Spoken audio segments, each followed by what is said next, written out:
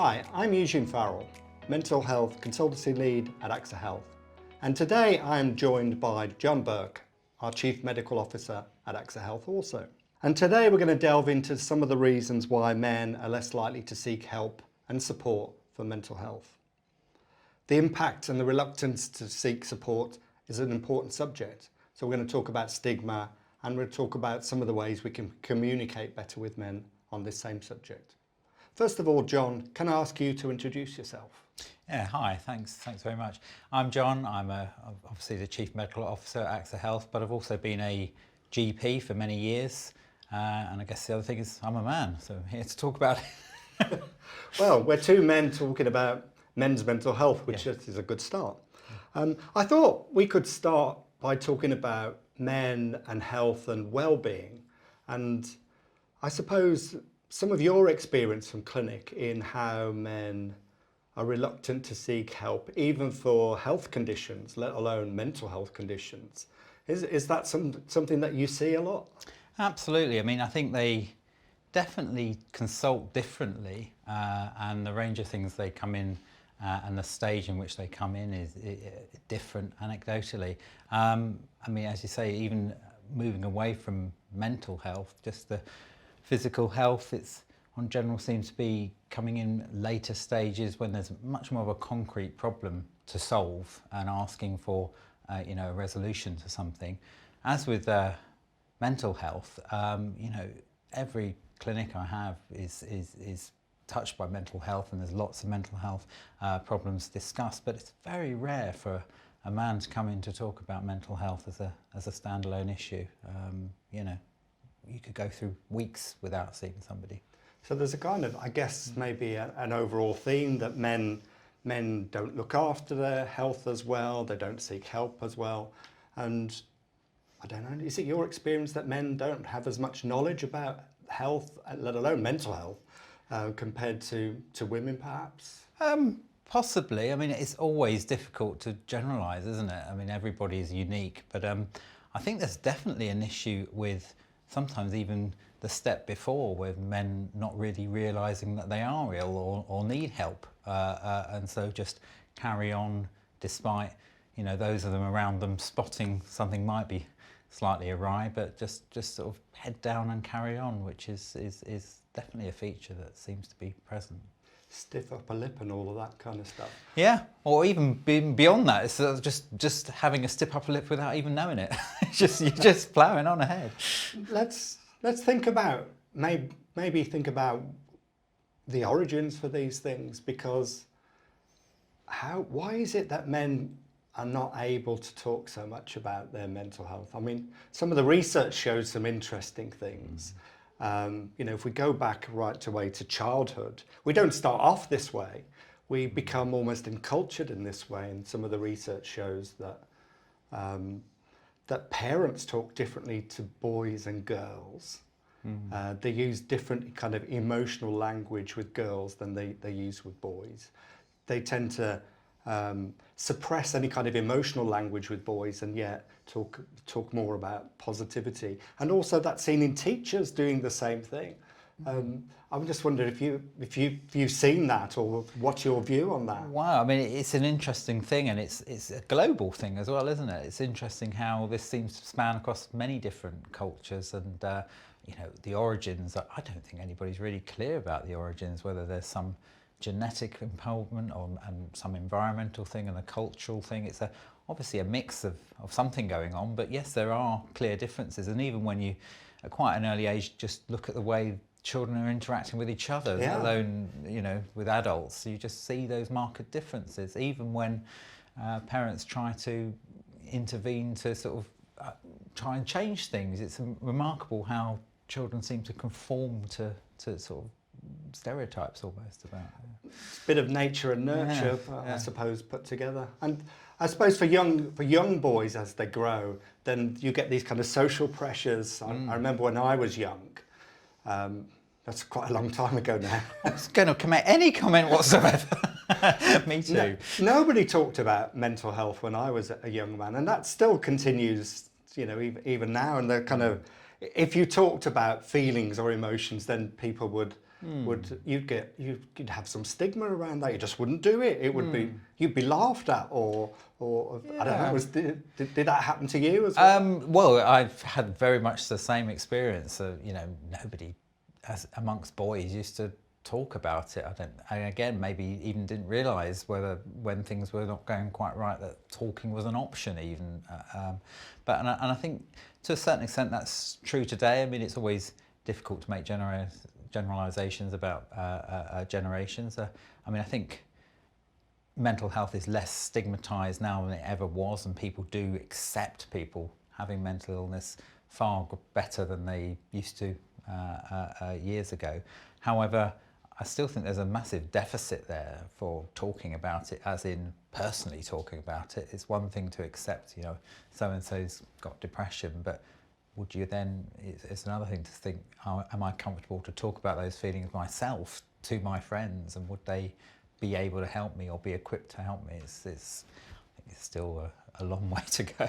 I suppose the whole idea of shame and stigma is loaded into us and becomes programmed, because if we're living up to kind of the masculine stereotype, and that's the thing that you're conforming to be accepted in many ways, then having emotional talk, talking about your feelings, gosh, would you talk about your feelings?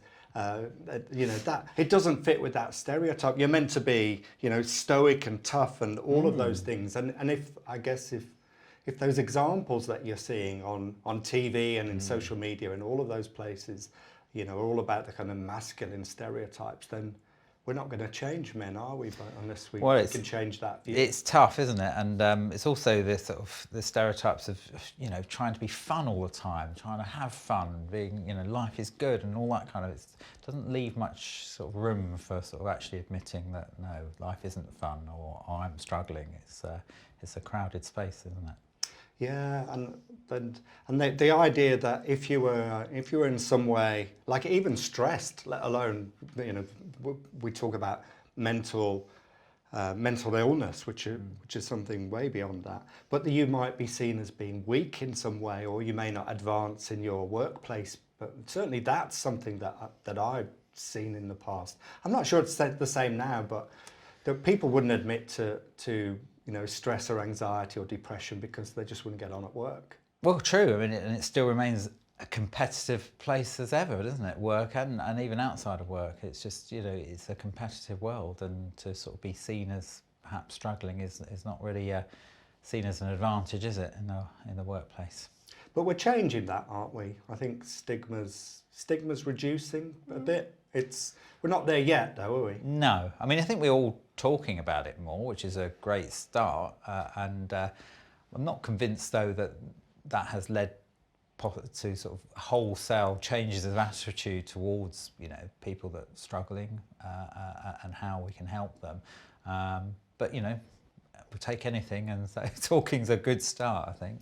But there's definite role for employers in this. So there's a role in society, but there's a role that employers can take in providing support, maybe for all employees, but also in helping to reduce stigma.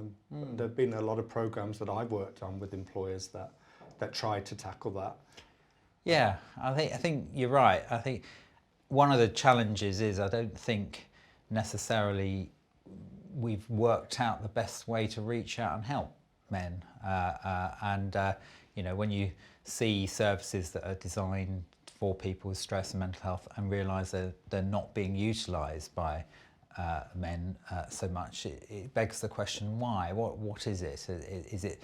Can we design services slightly differently? Can we do things slightly differently in an attempt to get men to engage and to get some help? There's one size doesn't fit all, and just we can't necessarily take what's worked for one group or is utilised with women more than men and say, well, beat men up and say, come on, get in there. Maybe it's just not working for them, not clicking for them. Yeah, I've got quite a number of ideas on that particular thing. That when I can remember in the past looking at some of the messages that were directed around men's mental health. It's okay not to be okay, which I kind of, for me, that brings up this whole thing about the okay again. So the okay is the masculine stereotype, so it's okay not to be okay, but it's saying that you still need to be okay and fit in with that stereotype. So that doesn't work for me. Man up is my worst one. It's like, Yeah. I find that the most difficult. It's like you're already deficient here some way, and so you need to bring yourself back up to the stereotype of a man because you're some way not. Sure, yeah, absolutely. And it's even, you're right, there's a lot of those kind of clumsy attempts to try and engage with people, and even the concept of talking. I mean, there's an awful lot of stuff out there about it's good to talk, but even that is sometimes not the answer to mental health issues, and that sometimes it is okay not to talk if you want to manage it that way. And there are other things you can do with your mental health, like exercise or just spending more time with your friends, even if you don't want to talk about the problem you're dealing with. Just spending more time with your friends, connecting with people, relaxing with people, and think sometimes it's not pushed enough that it's okay to cope with things the way you want to cope with it, rather than you must go and talk to a counsellor about your difficulties. That could put somebody off completely. Yeah, there's probably lots of different ways that we can all manage. I really like that idea of being with friends, and we know that those with mental health issues, they do better where they've got more social connection. And so I don't know, would you find maybe some of your friends have got the same issues going on, but they didn't want to talk either, and suddenly you're all maybe in the pub or wherever. That's a bit stereotypy, isn't it? I think more pubs, but yes. Maybe you're out somewhere, or maybe you've gone for a nice walk. And the subject might come up. It's like, oh yeah, I was thinking about that too, or I've had that. Yeah. And just soft talking about things can be really helpful. Oh, absolutely. I mean, in my experience, it's been, if looking back at my own personal experience, it's been much better for these things to come out naturally while you're talking to your friends, rather than having to sort of gird yourself up and steel yourself. I'm going to have a conversation about my problem with whoever it might be. That's quite a daunting task, and quite an overwhelming thing to listen to as a friend as well. Yeah, if that barrier's already there, then I guess getting past that barrier is part of the difficulty. And if all the messages are saying, go and have that conversation, you're still putting that barrier in front of the person that doesn't want to do it. I'm a great lover of exercise, and in particular getting out into nature. That's one of my things. Like, I love to get on my bicycle, as we were talking, we talked about before. It's not good for your health, usually. I know I have crashes, but that happens sometimes. Right. But I feel so much more relaxed when I'm out on my bicycle, often on my own, and I'm kind of just going along, and it's a very, almost like a mindful experience for me. Sometimes I feel it sounds all a bit, I don't know, ethereal. I feel the breeze, I feel myself pedaling. It just works. That's what works for me. But it's really a good well. example, though, that one size doesn't fit all, because I can't stand exercising.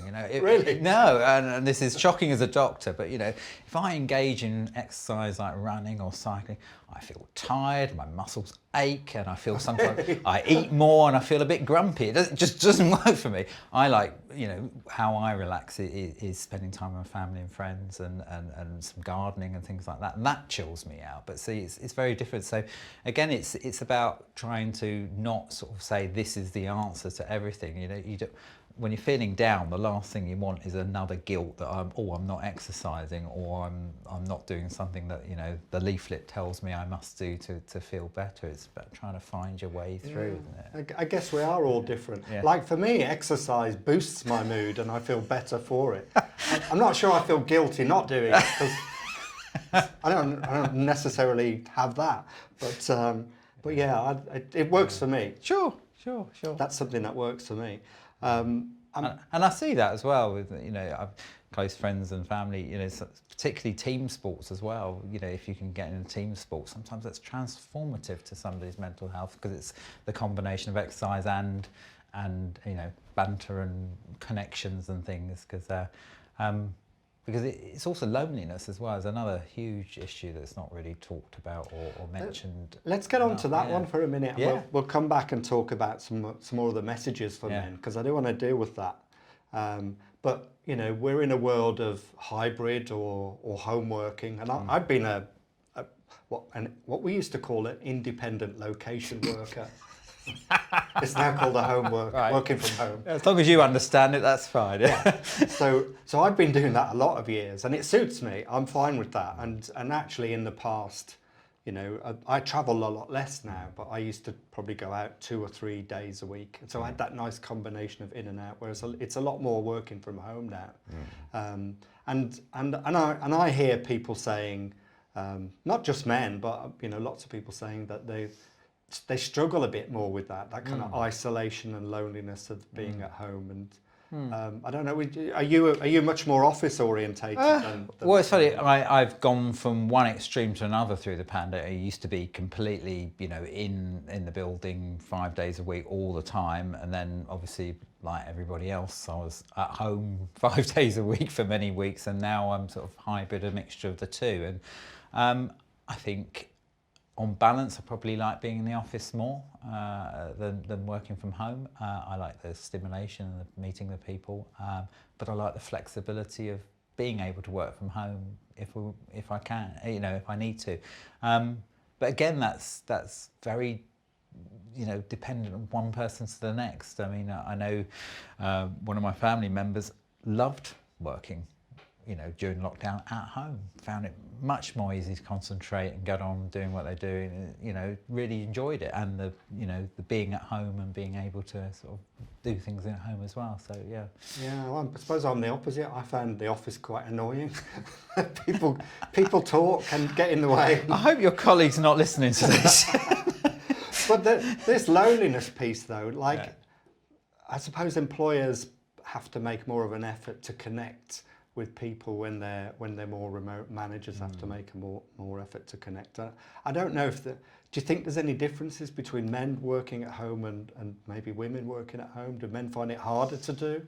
Do men find that social connection harder to do? It's difficult. I mean, I think even before this working from home thing, I think there's definitely a piece there about loneliness in general, and not just men, but I think men in certain circumstances do bear the brunt of this. Of you know, if you think back to the number of friends you had and the connections you had at school, and for myself, you know, going to university, going to medical school, and then working in a close-knit medical team, it was great. You know, all those friends and colleagues and things. But when you kind of drift into other work, maybe slightly less sociable, slightly less close-knit teams, it's quite easy to slightly see your social sort of circle shrinking, and you know, the avenues open to you to expand that are quite, you know,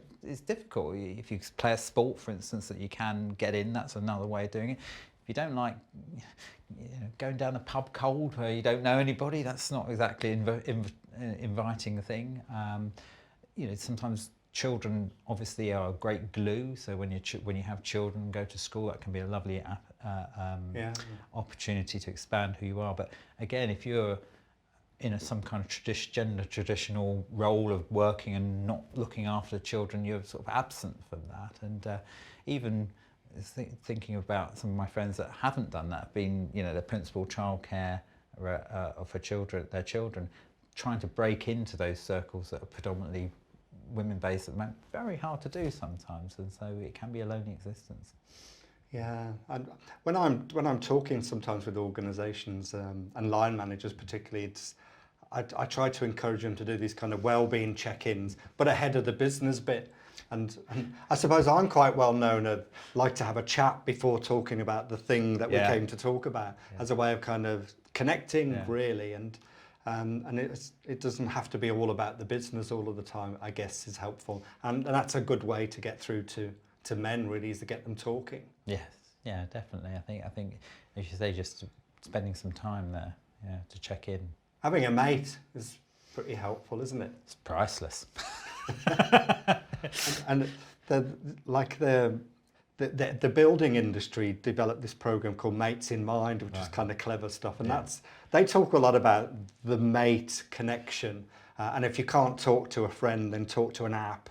You know, that kind of piece might be useful. But they're really trying to work at breaking down the stereotype of, you know, builders, you know, I'm not saying all men are like, all builders are like that, but that, you know, that they wouldn't talk about these things, but having a mate to talk to and opening up and talking about it to be encouraged. Yeah, I think so. And I think you mentioned sort of building, you know, sometimes it's much easier to talk when you're doing something else, isn't it? You know, sitting down and having an intense conversation about how you're feeling is not for everyone, is it? And you know, that ability to have a chat whilst you're doing something, you know, if you're practical, you know, doing something practical, fine, but it doesn't need to be that. I mean, even just listening sometimes to teenagers talk whilst they're playing on their PlayStation or Xbox, you know, I know as a parent you think, oh, this is terrible, but actually they're doing something together and at the same time they're connecting and in quite a non-threatening way. Yeah. You know, they're not having to make eye contact with person, you're not having to be in the same room seeing, you know, all that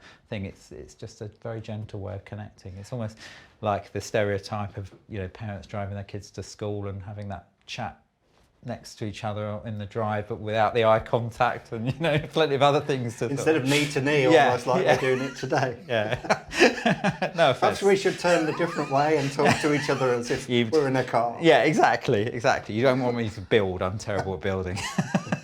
But that I think, yeah, I'd agree with that. I think, you know, going for a walk maybe with someone is a good idea when you're both together and you just chat. We do it when we're cycling. We just cycle along and we chat about stuff together. And there must be lots of activities, you know. Probably why you have had so many accidents.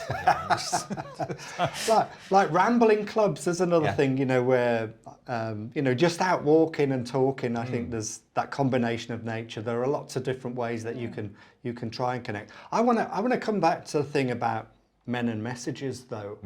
And so, you know, we talked about Man Up as not a great example, but what about how do we reach men and you know, I suppose the idea of it's important to think about your mental health, to think about how you're feeling, but also how to talk about it. Yeah, and it has to be sensitive, and you know, you have to try and gauge the response about how things are going, and there's all kinds of subtle ways which you can sort of adapt communication if you pay attention to how you're speaking to somebody. You know, even simple things like giving advice sometimes is, you know, saying to somebody, I want you to go and see somebody because, you know, you need some help, can almost provoke the opposite reaction. Yeah. So it's like that kind of I'm Because it's highlighting the deficit. Yeah, and it's also a kind of threatening somebody's control and autonomy, and that can be a huge thing with men, isn't it? You know, I'm in charge of my life. Nobody tells me what to do. So somebody coming along and saying, you go and seek help, it's like, no. But sometimes instead stating facts might be helpful. Like, I've noticed you're really upset. Just leaving it like that so that people can come to their own natural conclusion about what they want to do about it, and leading the conversation in a much more sort of less confrontational way and a much more sort of nurturing way. One of the things that I always talk about in that conversation is not talking about deficits, and I do come to that, but it's about I've noticed it and I'm concerned. Yeah. Like if somebody says they're concerned about me, then I'm going to listen. I can remember a couple of years ago, just at the back end of COVID, and there'd been a number of deaths within my family, and I was kind of struggling to get through a lot of that, and I didn't realise how much I was struggling.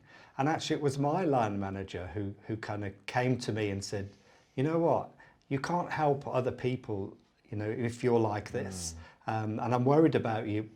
You need to take a break." And it was almost a bit shocking because I wasn't expecting that, but actually it was right. It was somebody saying, I care about you, I've noticed the difference, and actually you're struggling on when you need to take a break to look after yourself. So somebody outside of a problem can be really helpful, can't they, to talk about it? Yeah, I'm sorry to hear that, but you know, it's a good example as well of, it didn't sound like you'd spotted it yourself, how bad you were. I thought I was doing fine. And I think a lot of men do feel that way. I'm fine, leave me alone, I'll be fine. Just The stop things that fussing. I talk about, men and the stereotype, I was playing it out exactly.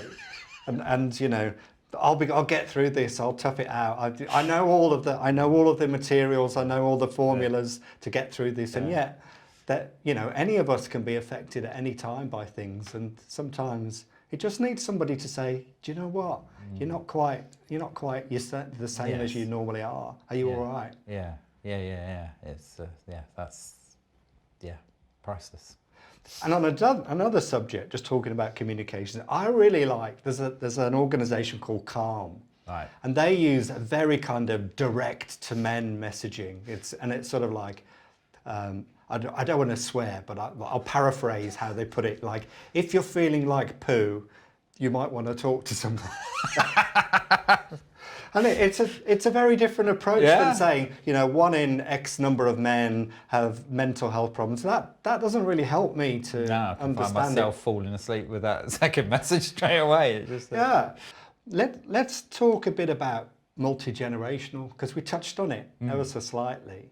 And I'm thinking about workplaces now, but also beyond workplaces. We're a very multi-generational society, and we can't, I don't know, we can't necessarily say, like we're talking about communications, maybe for one group of people, for younger people, it might be different than, say, for middle-aged people or for older people or even much older people. And they've all had different experiences in life. And that whole idea that one thing doesn't work for everybody has to be true. And if you've got workplaces that have a generic message, then it not only has to be about men, but it also has to be about different generations of men, perhaps. Yeah, absolutely. I mean, I won't embarrass my family, but my children laugh at me for the way, even the modalities in which I communicate, like, you know, WhatsApp text messages. They're just like pigeon posts to them, and even the way I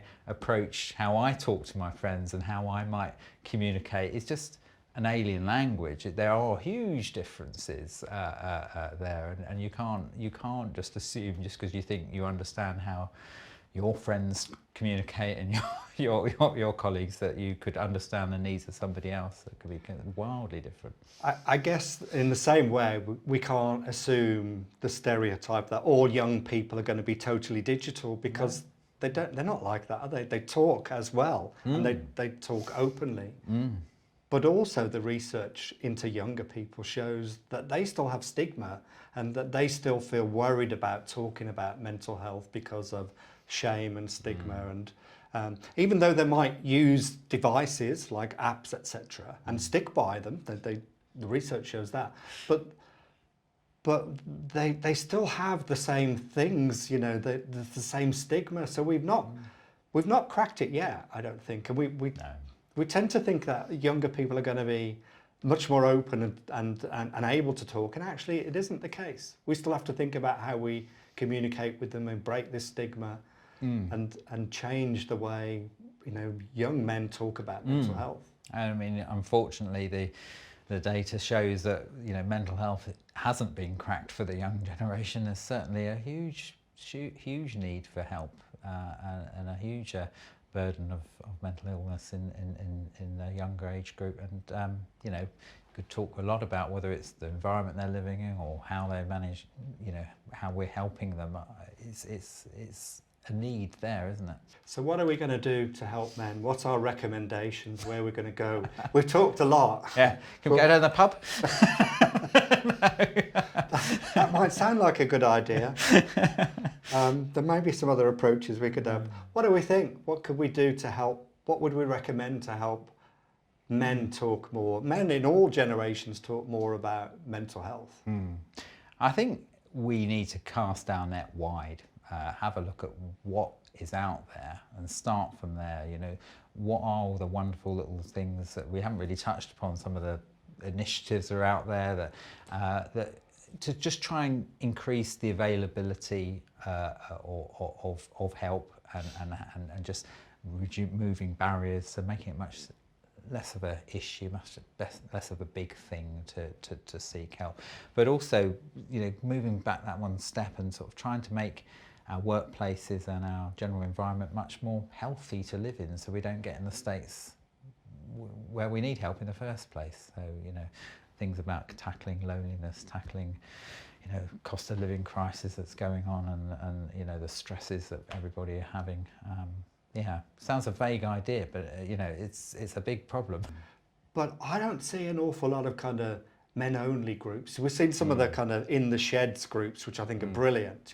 That's the whole idea of doing some woodworking or doing something and being have a mate to talk to and talk in other places. But I came across a thing called Talk Club, which sort of play on. Yeah, it's not a fight club. It's Talk Club. It's a play on that, obviously. And that's like volunteers, and it's like a men-only thing, and almost like, isn't that a bit exclusive? Like, where nobody else but men are allowed. But there are other groups where only those groups are allowed, and they're doing great work really in talking about, getting men to talk about men's things, and I kind of liked one of the approaches that they had is not talking in emotional language. It's like, how are you today on a scale of 1 to 10?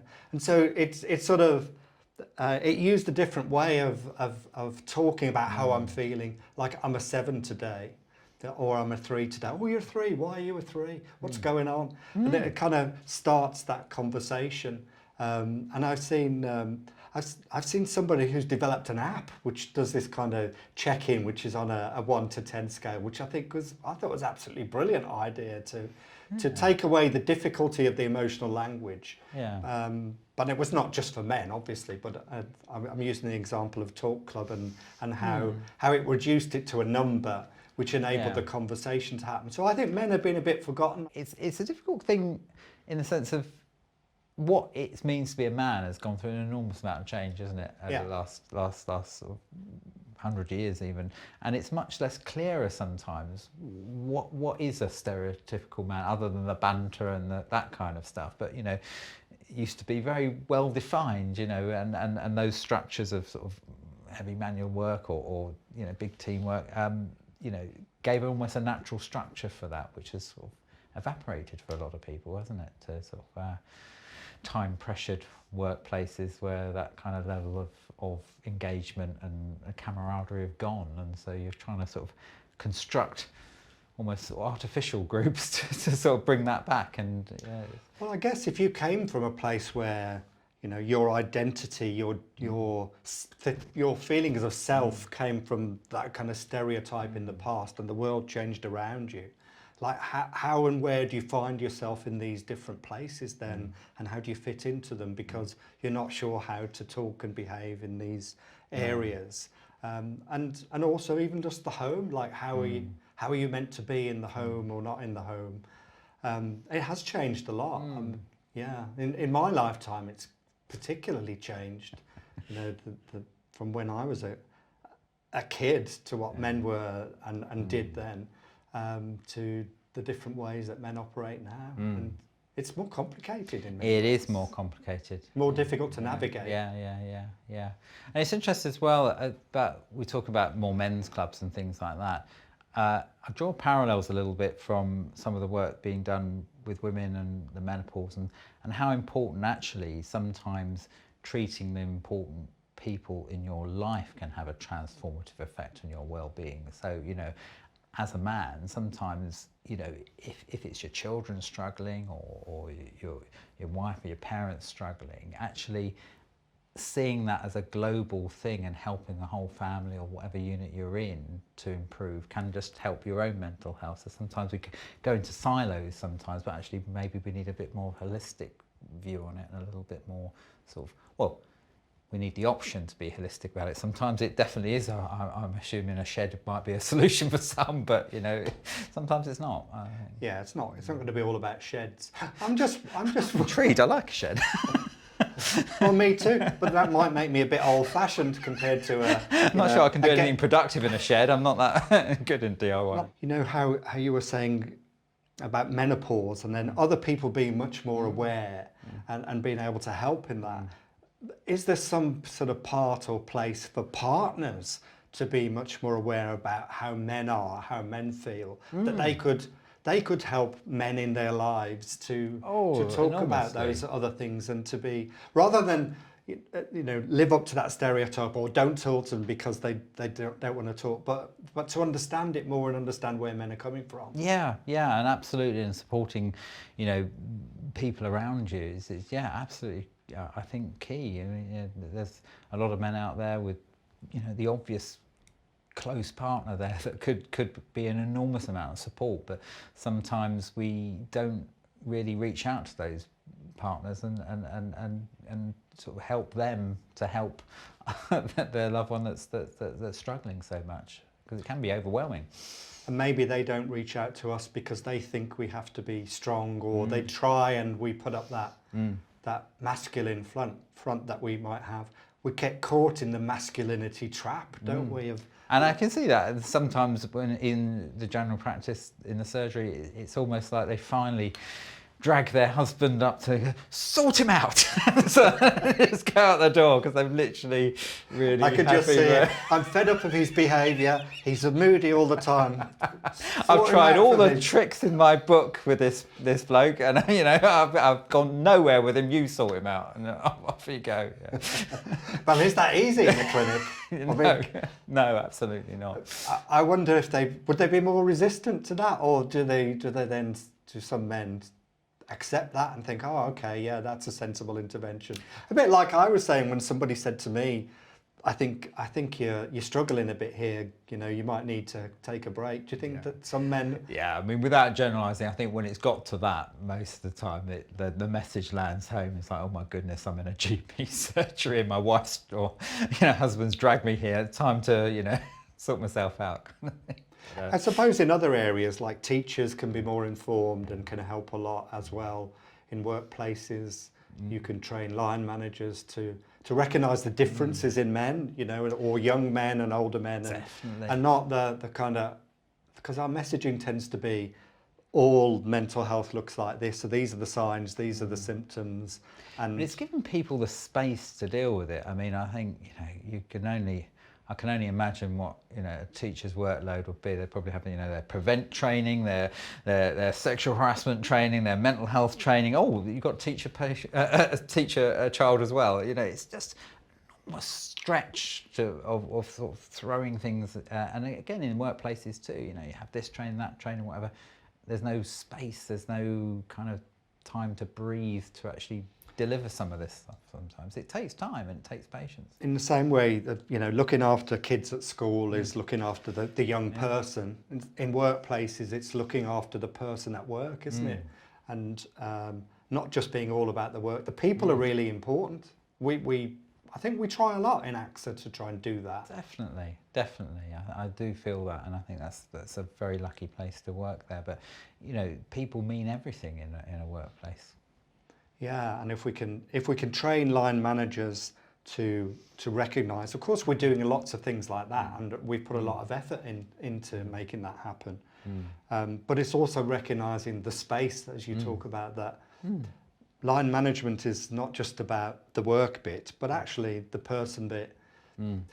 I come back to the thing that I said, I like to put the person bit at the front end and then deal with the work bit afterwards, because that deals with my connection bit first. If I've been at home for 3 days, gosh, I want to talk to somebody. Yeah, I'm going to take that as a takeaway from this conversation. I'm going to try that. Apologies in advance to my team if they all start thinking, what's he on about? They started asking us about what we did at the weekend. It's just like, stop it. How are you feeling? Yeah, just stop it, Dr. Burke. You see, you could be a new example for the future for everybody, and how we can change our messaging to put the person first and the work on an equal footing, but it's not necessarily the first thing. Yeah. Wow, that's a lot we've talked about. Yeah.